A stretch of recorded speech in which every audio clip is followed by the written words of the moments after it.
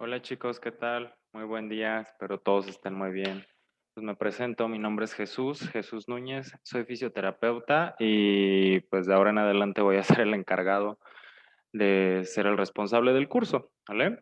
Es un gusto, espero nos podamos conocer en persona lo más pronto posible y sé que había un poquito de problemas, hemos tenido un poco de broncas en la plataforma y con los temas porque todavía no sabemos muy bien en dónde se quedó el maestro anterior les daba antes el curso. Me estoy yendo con base al temario, pero igual me gustaría que ustedes se pusieran en contacto conmigo, así como yo con ustedes eventualmente, para ver en qué temas nos quedamos y no queden ninguna lagunas ni ninguna duda presente. Entonces, con base al temario, voy a seguir con las clases, ¿vale? Entonces, la clase que nos toca ver hoy es el tema de dolor.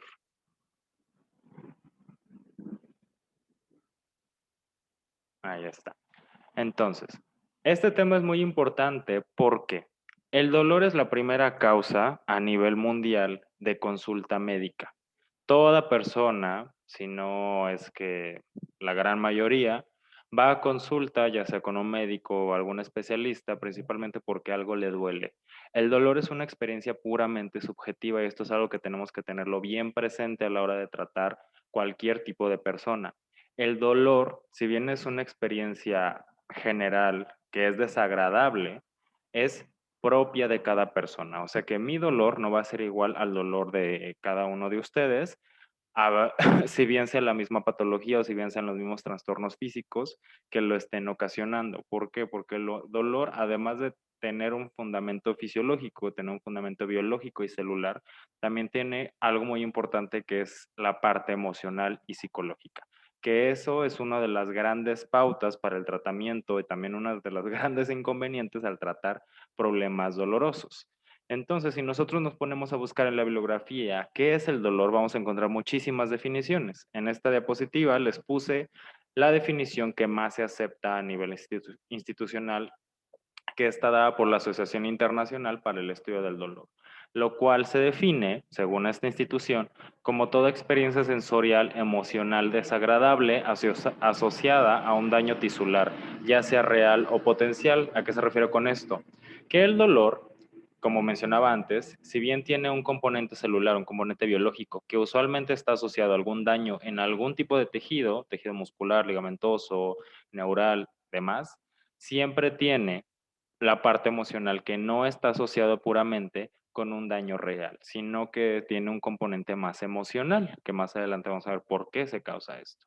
Entonces, como mencionaba antes, el dolor es una sensación, es una sensación puramente subjetiva y significa que esto es algo que nosotros llamamos síntomas en el ámbito clínico.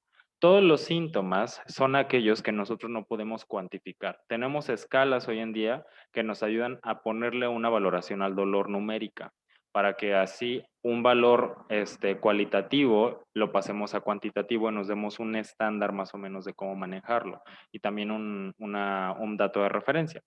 Pero esto pues verdaderamente es muy ambiguo porque, pues como mencionaba antes, todas las personas experimentan este tipo de molestia de manera muy diferente, ¿vale?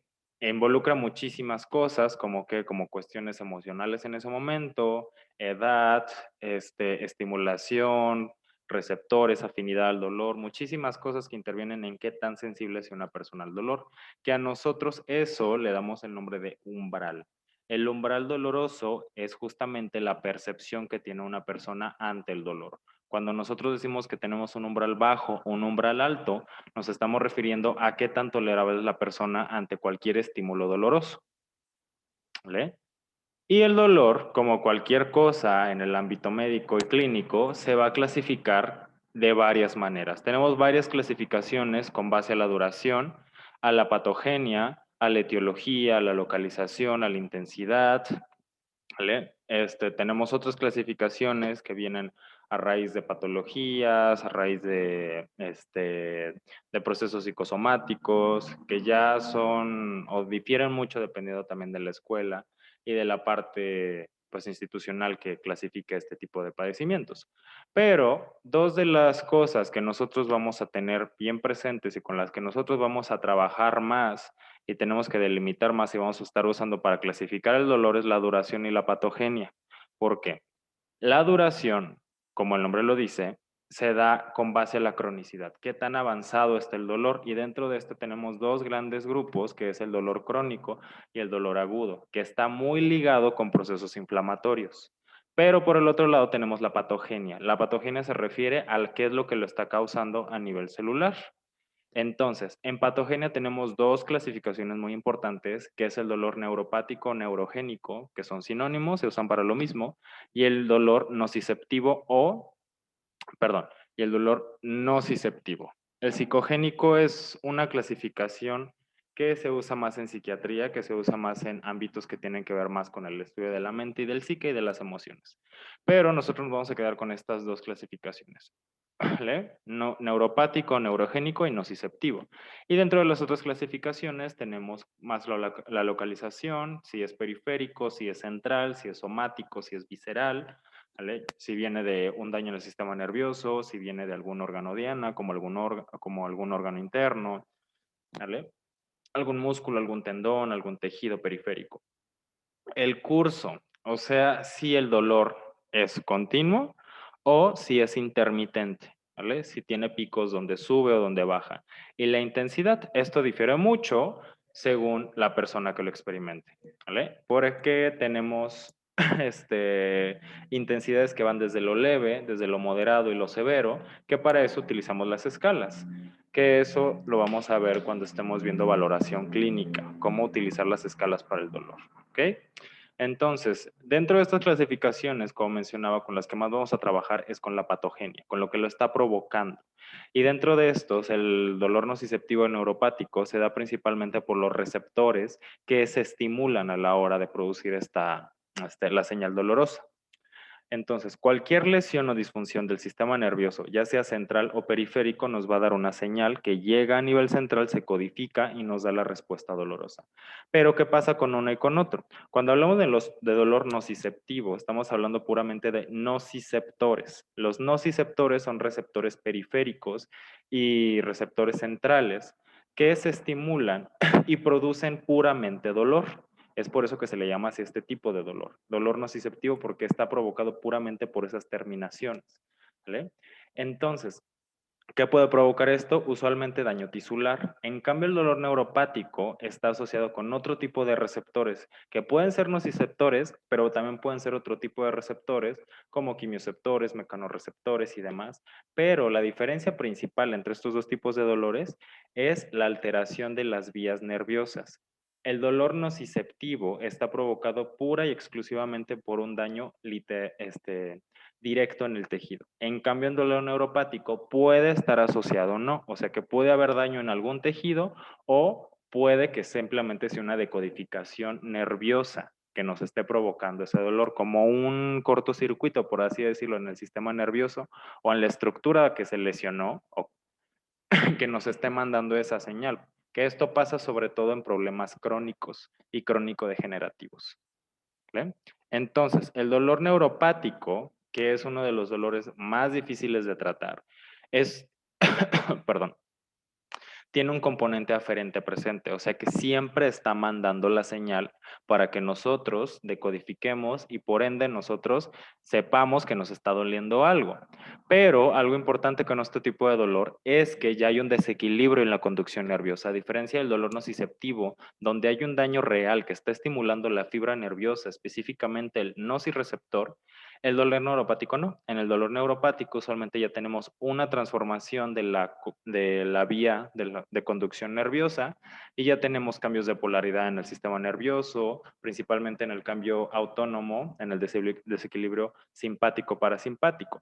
Por ejemplo, cuando tenemos alguna patología crónica, como mencioné antes, este tipo de dolor se asocia mucho a problemas crónicos, por ejemplo, un esguince crónico, fibromialgia, artritis reumatoide, alguna lumbalgia de mucho tiempo de evolución. Lo que pasa es que ya tenemos trastornos vegetativos. ¿Y cómo lo podemos ver? Con falta de irrigación, déficit en la sudoración, déficit en el crecimiento de vello, inclusive déficit en la sensibilidad discriminativa.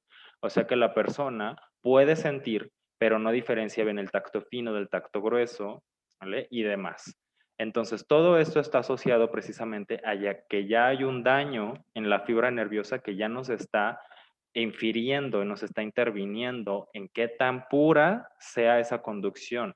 Es por eso que el dolor neuropático es algo muy difícil de tratar, porque esa sensibilidad y esa capacidad de la fibra nerviosa de mandar la señal ya está disminuida, ya está alterada como tal.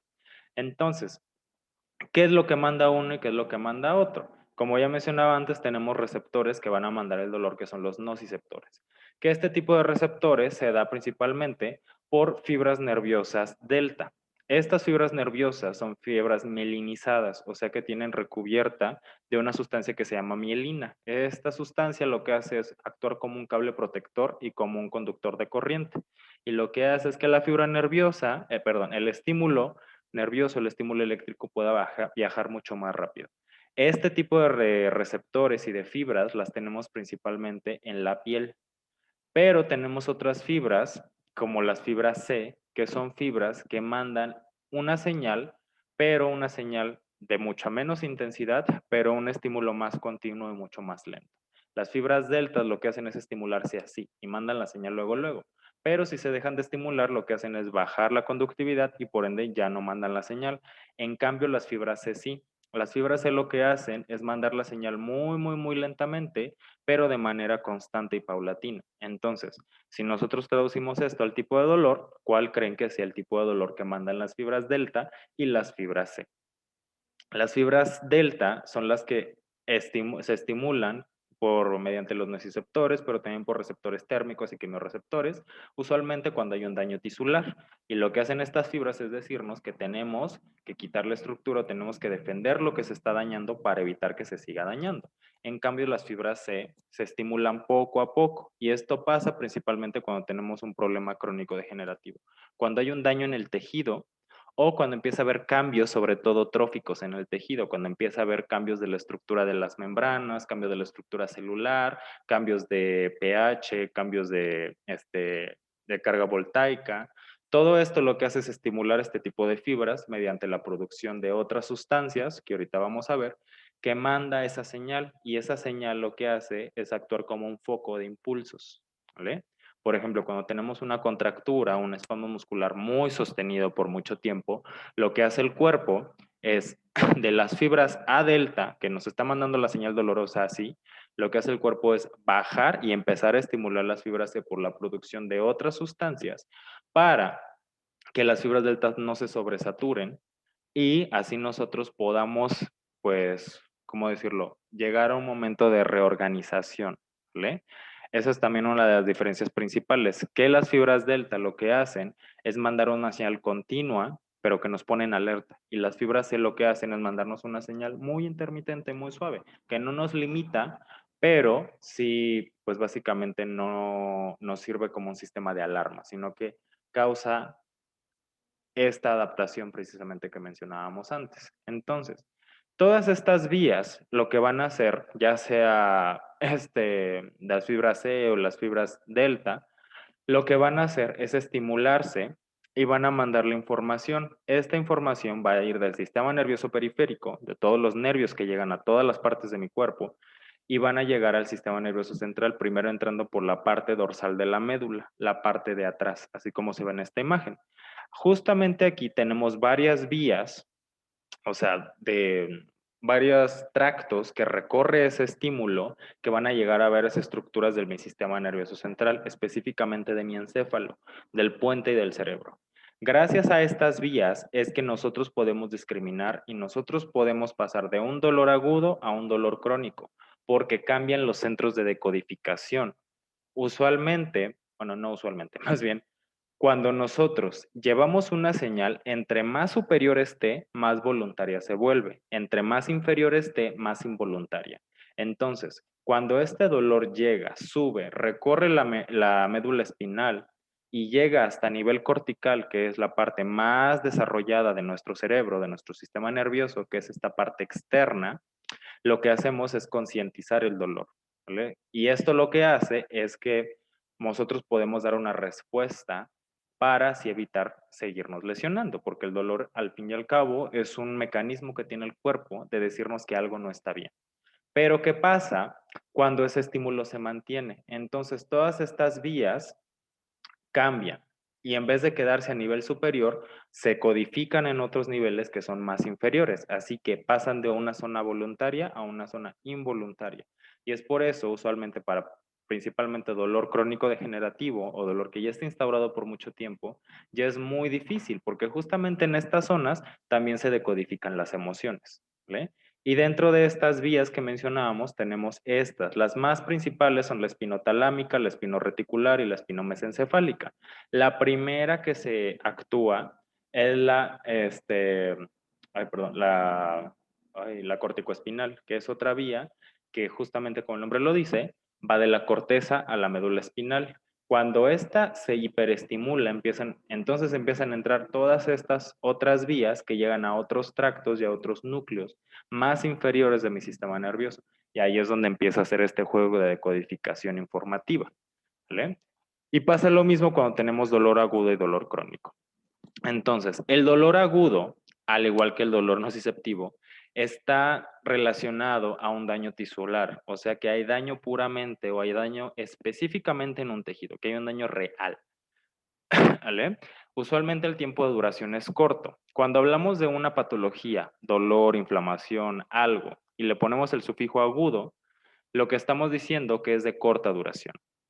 Cuando estamos hablando de un dolor que se comporte de forma aguda, dependiendo de qué estructura se lesionó y si está asociada a signos inflamatorios o no, podemos hablar de que ese dolor dura aproximadamente 72 horas, ¿vale? Siempre y cuando esté asociado con trastornos inflamatorios o infecciosos. Si no está asociado a eso, entonces el dolor agudo usualmente se habla de que dura menos de 3 meses. Por ejemplo, una lumbalgia, un esguince, perdón, es una migraña, por ejemplo. Todo eso lo que nos da es un parámetro con el cual nosotros podemos decir si una estructura se está dañando o no. Otras características es que es delimitado, o sea que para la persona que lo está experimentando es muy fácil decir me duele en esta zona y solamente en esta zona, o sea que no se va hacia otros lados.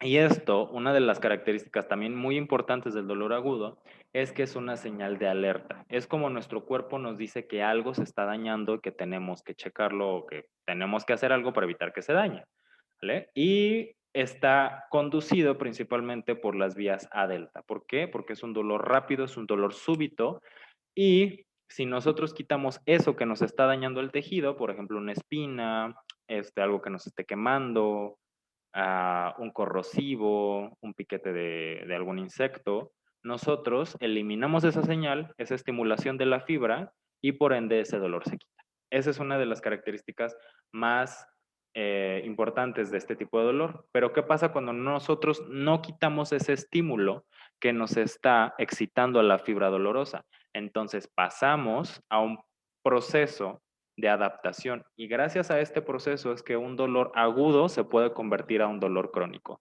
principalmente cuando nosotros dejamos pasar mucho tiempo y cuando no tratamos adecuadamente algún problema, ¿vale? Entonces, el dolor crónico, a diferencia del dolor agudo, es un dolor que no es localizado, que es difuso, que es sordo, que no siempre está, que puede estar muy alto, puede estar muy bajo, o puede estar constante, pero de intensidad muy, muy baja. Usualmente no es incapacitante, pero es molesto para la persona. Y una de las cosas más importantes de este tipo de dolor es que está asociado con una carga emocional. ¿Por qué? Porque debido a que hay mucho tiempo de transición y de duración con este tipo de dolor, lo que empieza es que empezamos ya a tener cuestiones emocionales como irritabilidad, ansiedad, cuestiones como insomnio, ansiedad, ya dije ansiedad, perdón, depresión. Todo este tipo de cosas está asociado. ¿Por qué? Porque además de que tenemos un proceso largo y es incapacitante hasta cierto punto, también tenemos un proceso de redecodificación en el sistema nervioso central, como se puede ver en esta imagen. Cuando tenemos una estimulación dolorosa, se prenden focos en nuestro cerebro que le dicen a nuestro cuerpo, ah, algo me está dañando, tienes que hacer algo para quitar lo que se está lesionando para evitar que se dañe más.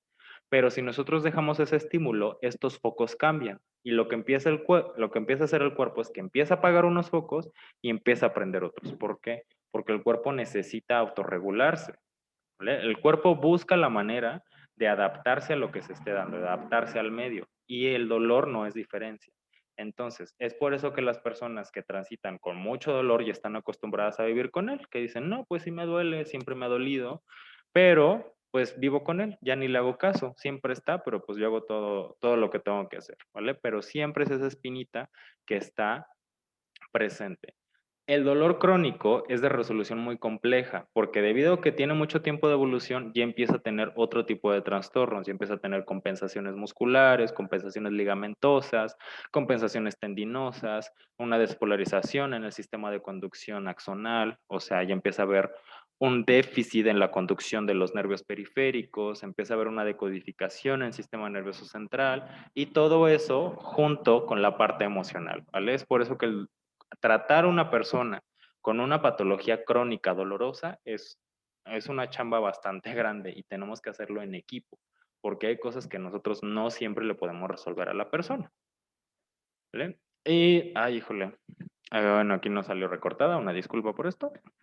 Entonces, en esta tablita podemos ver un resumen de lo que mencionábamos antes, ¿vale? Tenemos la diferencia entre el dolor agudo y el dolor crónico. Entonces, características principales. La finalidad del dolor agudo, que es un sistema de alerta, o sea, tiene una función de protección y también de regeneración. ¿Vale? El dolor crónico no, sino que ya es una cuestión que puramente nos está, pues, coloquialmente hablando, fregando, porque no tiene un papel regenerativo ni protector, ¿vale? La duración, dolor agudo corto, dolor crónico largo. Acuérdense, cuando están asociados con trastornos inflamatorios, como un esguince, una gastritis, una colitis, estamos hablando de que la duración es de 3 días en dolor agudo, ¿vale? Ya cuando es otro tipo de dolor, como problemas cancerígenos, problemas crónico-degenerativos, autoinmunes, como psoriasis, artritis reumatoide, lupus eritematoso, algún síndrome, entonces aquí estamos hablando de meses. Molestias agudas menores a 3 meses, molestias crónicas de 3 meses en adelante. ¿Ok? Mecanismo generador, recordemos que el dolor agudo está asociado a dolor nociceptivo, sea puramente por la estimulación nerviosa periférica. Dolor crónico ya es multifactorial, ya tenemos componente emocional y componente biológico. Respuesta orgánica. Aquí nos está hablando de lo que se estimula a nivel adrenérgico, a nivel a nivel autónomo principalmente, en sistema nervioso. Cuando tenemos dolor agudo se estimulan principalmente mecanismos de alerta, que es mecanismos simpáticos. Aumenta la producción de adrenalina, aumenta la producción de catecolaminas, aumenta la sudoración, aumenta el ritmo cardíaco, aumenta el metabolismo celular. En cambio, en el dolor crónico pasa lo contrario. En vez de estar el sistema en alerta, lo que hace es deprimirse. ¿Por qué? Porque gastamos energía también para eso. Entonces el dolor entra como un estado de latencia. Y aquí pasa todo lo contrario. Componente afectivo, el dolor agudo no lo tiene, el dolor crónico sí. Agotamiento físico que está relacionado y directamente con el gasto energético y con el componente afectivo y el objetivo terapéutico, ¿vale? O sea, nosotros, ¿qué vamos a hacer? Cuando tenemos un dolor agudo, acuérdense, si nosotros quitamos lo que le está dañando el tejido, nosotros resolvemos el problema, pero dolor crónico no. Entonces, ¿qué tenemos que hacer? Ya checar el panorama completo. ¿Cuánto tiempo? La evolución, la localización, con qué está relacionado, si tiene cuestiones emocionales aunadas, cuáles son esas cuestiones emocionales, también el enfoque nutricional, así que ya estamos hablando de un tratamiento multidisciplinario. Entonces, les comentaba antes que para la aparición de dolor, específicamente dolor crónico, se van a secretar sustancias que van a estimular las fibras. Entonces, cuando tenemos una lesión en algún tipo de tejido, el que sea, se van a desencadenar una cascada de protección que va a liberar muchos componentes celulares, principalmente histaminas y prostaglandinas, que son secundarios, perdón, se van a liberar primero prostaglandinas. que estos van a empezar a secretar otro tipo de sustancias como histaminas, interleucinas, sustancia P. Todo esto lo que va a hacer es estimular las fibras nerviosas libres. Estas fibras nerviosas lo que hacen es, mediante esa estimulación por sustancias halógenas, que así se le llaman a estas sustancias, van a mandar la señal a la médula dorsal y nos van a dar toda esa conducción dolorosa, ¿vale? La secreción constante de este tipo de sustancias lo que va a provocar es este sistema de adaptación. ¿Por qué? Porque esas sustancias lo que hacen solamente es irritar a la fibra nerviosa. Así lo que hace el cuerpo, si nosotros tenemos un estímulo constante, pues el cuerpo no puede hacer nada en esa zona donde se están secretando esas sustancias. Así que lo que hace es de los centros que están codificando la estimulación de esa fibra, ahí es donde hace el juego, ¿vale? Entonces, ¿qué tenemos que hacer ahí? Más que tratar la zona de lesión, tratar acá. O sea, todo lo que está tratando y todo lo que está pasando dentro del sistema de decodificación. Entonces, como mencionaba antes, una de las cuestiones que tiene los problemas dolorosos es que ya hay ese juego de adaptación y ese juego de adaptación de, orgánico, emocional, pasa justamente porque empiezan a estimularse zonas en nuestro sistema nervioso central, específicamente zonas del tálamo y zonas, perdón, de una parte que se llama sistema límbico, que se encuentran casi en el centro de nuestro cerebro. Estas zonas, cuando pasa la señal dolorosa, tiene que atravesar por estos núcleos para llegar a la corteza. Si el estímulo es constante, entonces la corteza empieza a regresar y esos estímulos empiezan a quedarse en estas zonas centrales, en el tálamo y el sistema límbico. Y esas estructuras tienen un papel de regulación de las emociones. Ahí es donde tenemos estructuras muy importantes como el hipocampo, la amígdala, la rodilla, que tienen funciones precisamente de mandar dopamina, secretar serotonina, secretar neurotransmisores que eh, contraponen la respuesta dolorosa.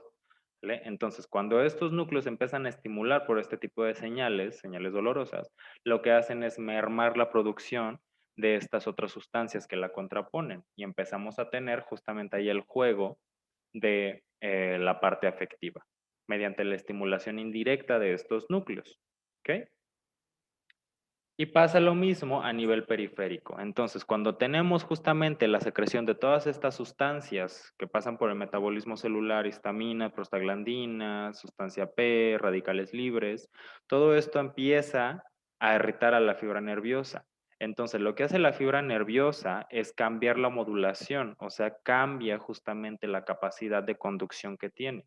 Y esto lo hace mediante tres fases, por la activación, la modulación y la modificación, que están directamente relacionadas con la transición del dolor agudo al dolor crónico.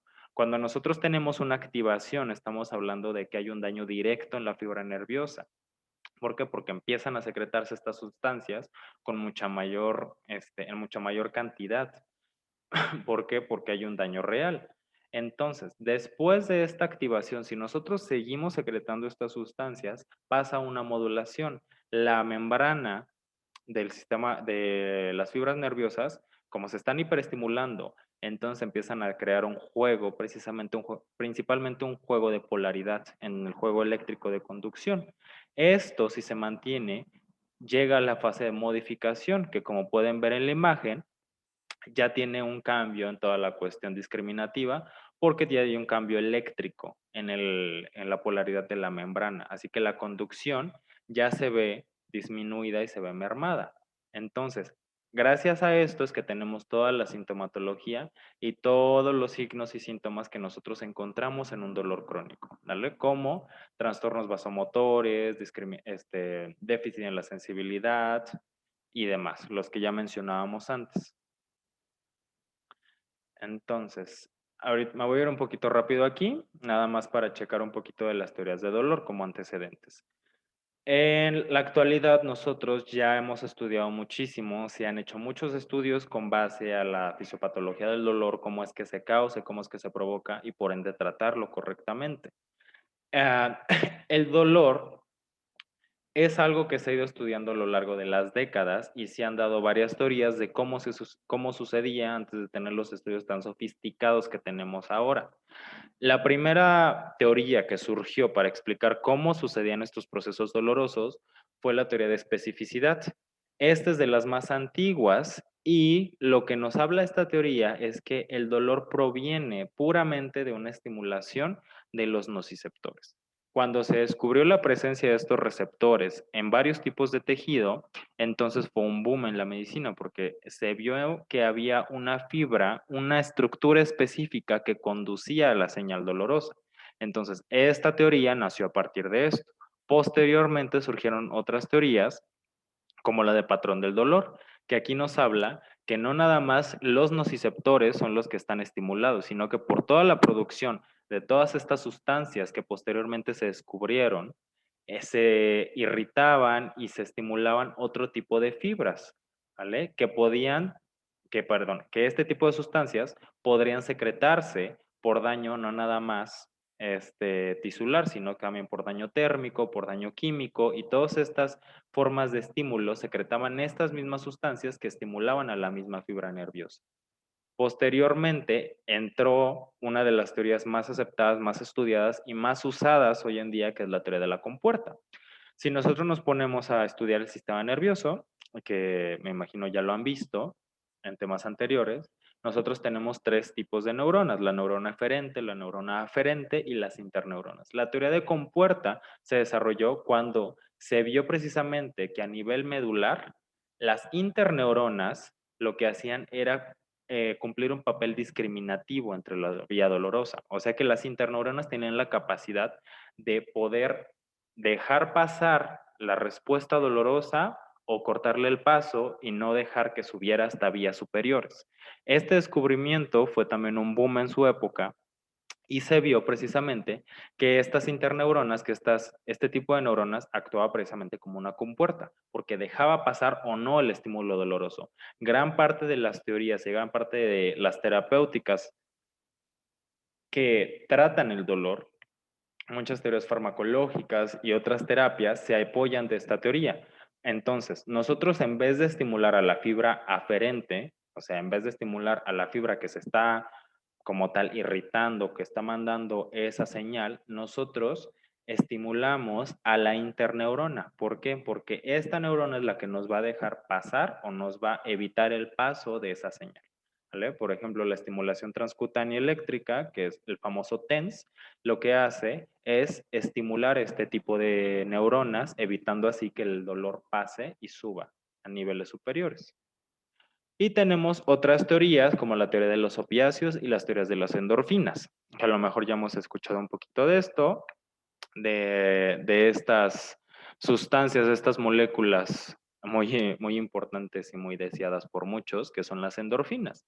Las endorfinas fueron moléculas que fueron descubiertas por este científico apellidado Cinder, que vio que este tipo de sustancias se secretaban por sí solas en el sistema nervioso central y se aferraban a receptores específicos en núcleos inferiores del puente, ¿vale? En mesencéfalo, bulbo raquídeo y demás. Lo que hacían estos receptores es actuar como un antagonista, o sea, que tapaban como tal los canales donde entraba la estimulación dolorosa, o más bien, no, perdón, tapaban los canales de voltaje, justamente, y eso evitaba que la fibra nerviosa se estimulara y mandara la señal dolorosa.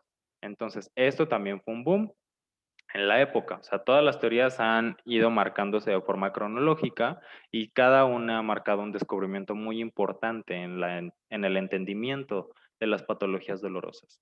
Entonces, cuando se descubrieron las endorfinas, se empezaron a hacer estudios y se vio que precisamente estas sustancias evitaban la conducción dolorosa por el taponamiento de estos canales de iones. Y también otra cosa que se descubrió es que cada persona poseía niveles de estimulación diferentes y umbrales diferentes en la producción de endorfinas. Entonces, mi producción de endorfinas también va a estar determinada por muchas cosas, como el descanso, alimentación, también cuestiones genéticas y actividad física.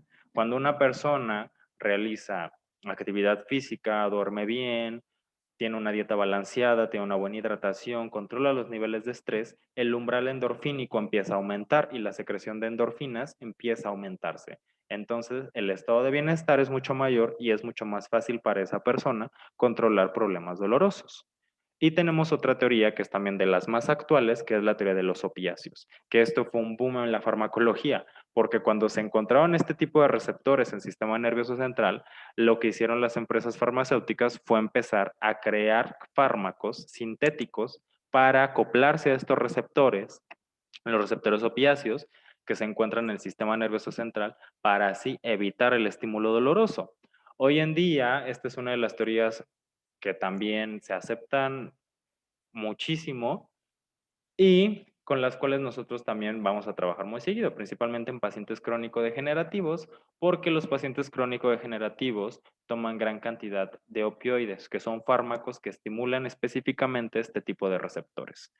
Entonces, estos receptores que están más cercanos a, o tenemos mayor cantidad de ellos en el sistema nervioso central, en la parte superior, principalmente en los núcleos talámicos, núcleos vulvares, núcleos límbicos, lo que hacen es estimularse y evitar justamente este cambio de iones entre la membrana de la vía nerviosa. Este cambio de iones lo que hace, recordemos que si no hay cambio de polaridad en la membrana de los axones, pues no hay estímulo nervioso. Así que esto hacen los opioides, evitan que se cambie la polaridad de la membrana y por ende no pasa o sea, no hay estímulo, o sea, no se da la conducción. Entonces, esto junto con la teoría de las endorfinas son dos grandes premisas que se dieron actualmente, o sea, se dieron en el siglo pasado, fue cuando se descubrieron y a raíz de esto se fueron descubriendo, se fueron fabricando muchísimos fármacos y muchísimas medidas sintéticas para estimularlo. ¿Qué pasa cuando hablamos específicamente de terapia farmacológica, como pacientes con cáncer que toman mucha cantidad de opioides? Lo que pasa con este tipo de receptores, como cualquier otros en el cuerpo, es que si nosotros les estamos dando sustancias externas para estimularlos, llega un punto en el que nuestro cuerpo se satura y esos receptores ya están hipersaturados y ya no pueden recibir más sustancia. Entonces, es por eso que los pacientes desarrollan tolerancia a este tipo de fármacos, porque no es que el fármaco no está haciendo nada, sino que el mismo cuerpo ya no puede recibir más sustancia, ¿vale? Porque recordemos también que toda sustancia que nosotros digerimos, que nosotros consumimos, perdón, tiene que pasar por un proceso de metabolismo, o sea, se tiene que absorber, se tiene que degradar y por ende se tiene que excretar. Entonces, ¿qué pasa si nosotros hipersaturamos al sistema? No le damos tiempo a que todo este proceso pase. Así que esa sustancia ya después de un rato no nos hace nada. ¿Vale?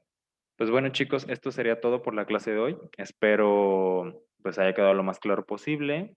Y espero que se hayan solucionado los problemas del audio.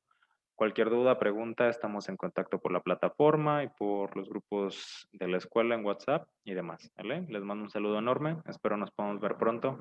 Chao, que estén muy bien.